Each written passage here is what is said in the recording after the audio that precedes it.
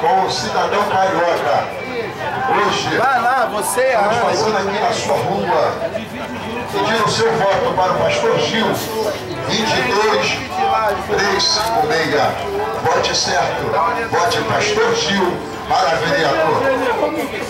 Homem íntegro, compromissado com a família.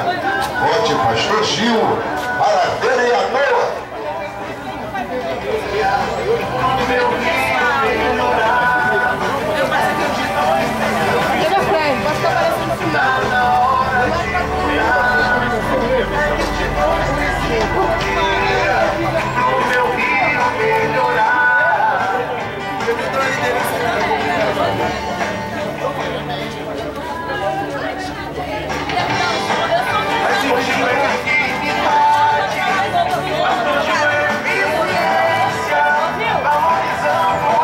Atenção, comunidade Rogatina.